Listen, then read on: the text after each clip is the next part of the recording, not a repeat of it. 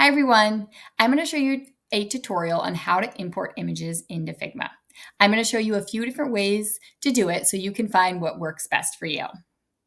So one way is first to go up to the F icon in Figma and go to File and then Place Image. Or you can use the shortcut Control-Shift-K, or if you're on a Mac, Command-Shift-K. So I'm going to go ahead and import an image onto my canvas. So when the image is ready to be placed on the canvas, you'll see the little plus sign and the image. So I'm going to go ahead and place it on the canvas. It makes the image very large, but I'm going to go ahead and resize it. You should always press Shift when you're resizing a photo in order to maintain the proportions. So let's go ahead and make this smaller and bring it close to our frame and circles over here. So we'll zoom back in. So now I've placed an image on the canvas. Another way that you can do it is if you have a frame or if you have circles or shapes, you can click on the object and then you can go to Fill and then select Image and then upload the image from your computer. So I'm going to go ahead and upload another picture, then move this over and close out of it. And now you see that I've imported an image into my frame. Another thing that you can do is you can just copy and paste. So if I had copied an image, I could just paste it here as well, and that would work too.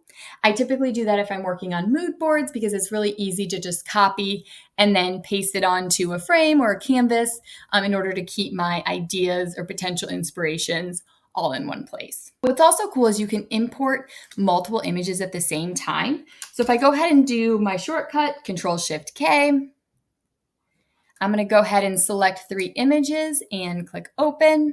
And then you'll see the plus sign with a red circle with the number of images that you're ready to place. So I'm going to go ahead and actually fill them into each of these circles. And I can do that really easily by just clicking in each of the circles and then it places the image. Now, once you have these images placed, there's a few things that you can do.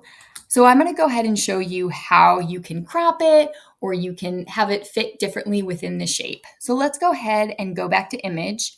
And you'll see right now it has the fill option, but if you were to select fit, right now there's no change that happens. But if I were to resize the box to look different, it would not allow the photo to be cut off in any way. It would resize the photo so that the entire photo was within the box, and then you would just see extra blank space. Now, if I go to crop, you'll see that we have these little corners and lines that edge where the image box was. But if I move this over, say to here, you can see now that this portion right here is a little bit wider, showing you that that portion is going to be cropped. I'll move this over here. Let's scroll down and let's cut off some of the rocks. And then I'm going to select Enter, and you'll see that the photo is now cropped. What's cool about this is you can also just move the image around.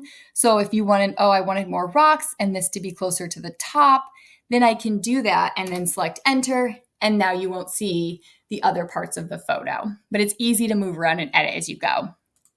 Next is the option to tile here, but if you were to change the percentage, let's say to 5%, then you can see that now the photo is tiled within this square. So I'm going to go over now to the frame photo. Let's click on this photo and go to the fill. So you see the exact same options, and you also see for all these photos, you can adjust them right here in Figma. You can change the exposure, contrast, saturation. So I can move this little knob and it will adjust the photo and change the saturation, which is pretty cool. So you can make those edits right here in Figma. Next, I'm going to close out of this, and I want to point out what's going on in the layers panel.